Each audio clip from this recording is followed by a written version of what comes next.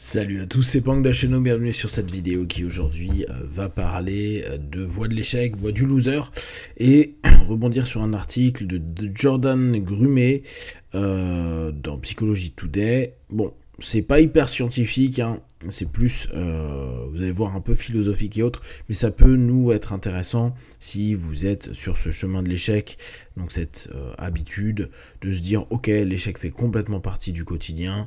L'idée même, le fond, c'est j'apprends à chuter parce que je sais que de toute façon je vais chuter, et parce que je peux pas me détruire ou trop me blesser quand je chute, je peux continuer à me relever, y aller, peut-être retomber, mais recommencer, ainsi de suite. Hein. C'est très martial comme façon de fonctionner, hein. C'est comme ça qu'on apprend le judo, en lutte, etc.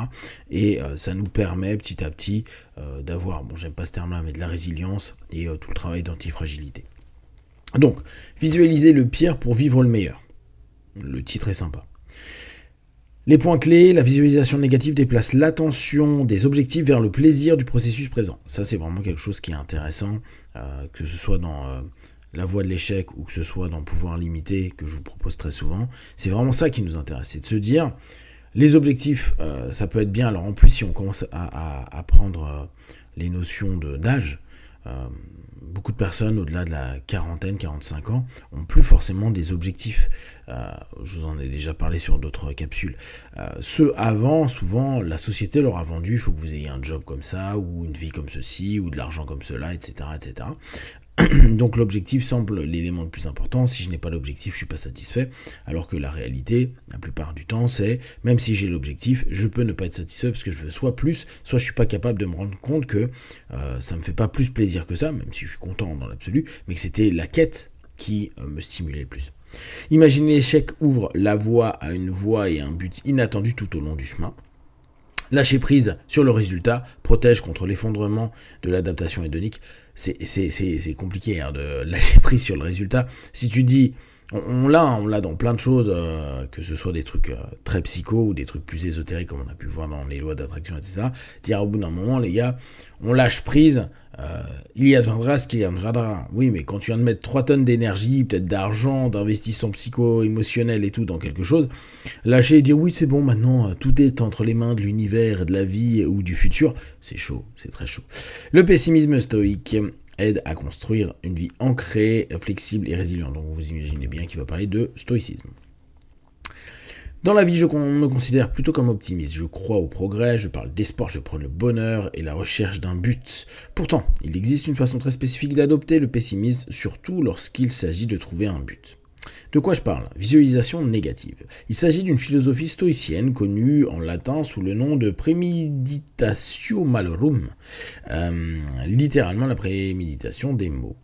Et même si cela peut sembler un cauchemar, c'est en réalité un puissant outil de développement personnel et d'épanouissement. Pour les personnes qui sont des hypnos, j'imagine que assez régulièrement, vous avez bien sûr des futurisations positives, mais vous avez aussi tout le travail de visualisation et de futurisation négative, qui a pour but de permettre à la personne qui est en train de se préparer sur telle ou telle chose, à déjà pouvoir encaisser si les choses ne se passent pas comme prévu.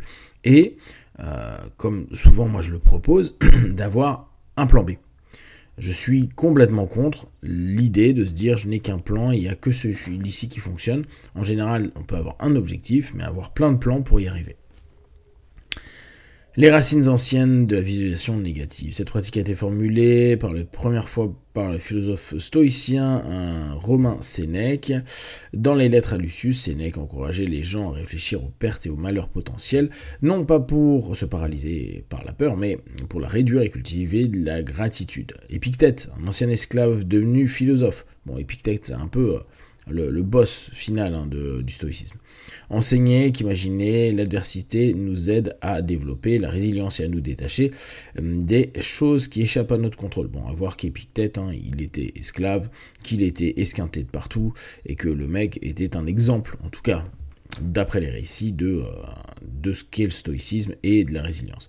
Marc Aurèle, empereur romain, dont les méditations sont encore largement lues, pratiquait la visualisation négative dans le cadre de son entraînement spirituel quotidien. Il se rappelait constamment de l'impermanence afin de pouvoir affronter les échecs avec sérénité. Cette notion d'impermanence, elle est intéressante parce que elle peut nous faire dire, on le retrouve beaucoup dans le bouddhisme, que même un succès d'un objectif peut ne pas durer. Ou cette préparation à se dire, ce que j'ai, je l'ai qu'un instant. Ce que je l'ai pas, je pourrais peut-être avoir quelque chose ultérieurement, vu que c'est aussi impermanent, le fait de ne pas avoir. Et avoir cette notion de rien n'est vraiment stable. Alors je sais que pour certains, c'est un peu anxiogène, etc. C'est pour ça qu'ils sécurisent à fond. Mais l'admettre, c'est pas juste intellectuellement, hein, le faire vraiment vivre en nous et vraiment ressentir que c'est ok, ça peut vraiment modifier énormément la façon de vivre nos vies. Ces trois penseurs n'ont pas seulement apporté une sagesse ancestrale, blabla. Ok. Pourquoi imaginer le pire? Passons à aujourd'hui. Pourquoi passeriez-vous intentionnellement du temps à imaginer l'échec, la déception, voire la mort? Alors moi qui suis un fan de penser à la mort, j'y pense tous les jours depuis très très longtemps, je trouve que c'est très intéressant. C'est pas pour autant que ça aide sur tous les plans associés à la mort, mais ça reste un cheminement qui de toute façon est un peu le but de notre vie. Là, il y a vraiment une direction. Cela peut vous aider à vivre une vie plus déterminée, plus paisible et plus centrée sur le présent. Plus déterminée, plus paisible. Je suis pas sûr que ce soit forcément paisible, à un moment donné, de se dire que peut y avoir du négatif et être prêt à, mais en tout cas, il y a moins de variations psycho-émotionnelles à un moment T. Vous m'avez probablement entendu parler de la différence entre les objectifs ambitieux et un objectif modeste. L'objectif ambitieux est axé sur un objectif, c'est votre mission, votre ambition, le sommet que vous visez. L'objectif modeste, lui, est axé sur le processus. Il s'agit de la joie que l'on ressent à faire quelque chose de significatif, même sans grand résultat. Ça, c'est vraiment un élément que je trouve très intéressant. L'objectif modeste, le process. Et alors, là encore, je reprends parce que j'en ai parlé il y a 2-3 jours avec des potes. À un certain âge, vaut mieux être sur des objectifs modestes, en gros sur les process, plutôt que sur l'objectif, le but. La visualisation négative nous aide à nous libérer de la pression du grand P et nous rappeler d'accepter le petit p. Ok. Il donne la priorité au processus plutôt qu'à l'objectif. Bon, ça c'est vraiment un élément essentiel. Lorsque vous supposez que vous n'atteindrez pas votre grand objectif, qu'il s'agisse d'écrire un livre, de lancer une entreprise ou d'escalader une montagne, vous êtes obligé de vous poser une question plus profonde. Est-ce que j'apprécie le processus quand même? La visualisation négative nous aide à oublier les résultats et nous concentrer sur l'expérience. Je ne suis pas tout à fait sûr que c'est la visualisation négative qui nous permet d'oublier le résultat, mais ça nous permet d'anticiper le fait qu'on ne parvienne pas à ce résultat-là et que si on dépense autant d'énergie, si c'est aussi chronophage, etc., est-ce que ce qu'on est en train de mettre en place est vraiment que axé sur le résultat qu'on veut obtenir, ou on peut se dire bon, moi je suis quelqu'un qui est pas mal dans l'échec, j'admets que ça va faire partie de mon tot, de mes tests et de mes corrections pour évoluer, pour juste kiffer cet aspect-là, c'est-à-dire tester. Cela laisse place à d'heureux accidents. Imaginez que vous rêvez d'atteindre le sommet d'une montagne, mais en grimpant, vous découvrez une vallée à couper le souffle, un endroit que vous n'aviez pas prévu d'explorer, mais que vous adorez, vous décidez d'y rester et de l'explorer. En imaginant que le sommet pourrait ne jamais avoir lieu, vous accordez la flexibilité mentale pour découvrir des sources alternatives de but et de joie. Mais ce qui sous-entend quand même que le but de tout ça n'est que joie. Et parfois, il y a simplement l'envie de performance, qui pourra peut-être emmener de la joie, mais pas nécessairement. Il y a des gens qui sont satisfaits, mais pas forcément joyeux. En fait, il faudrait qu'on définisse bien ce qu'est joie. Certains des meilleurs moments de la vie surviennent lorsque nous dévions de notre... ok.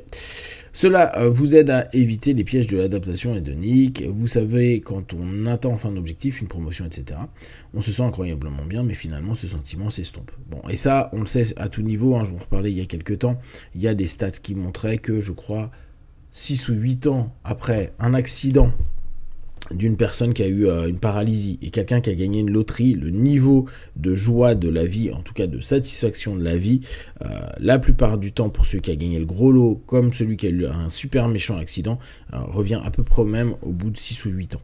Donc cette notion, elle est hyper importante. C'est pas parce qu'on a un pic à un moment que ça va se maintenir dans notre vie, bien sûr que non, et on revient à cette espèce de normalité de notre quotidien.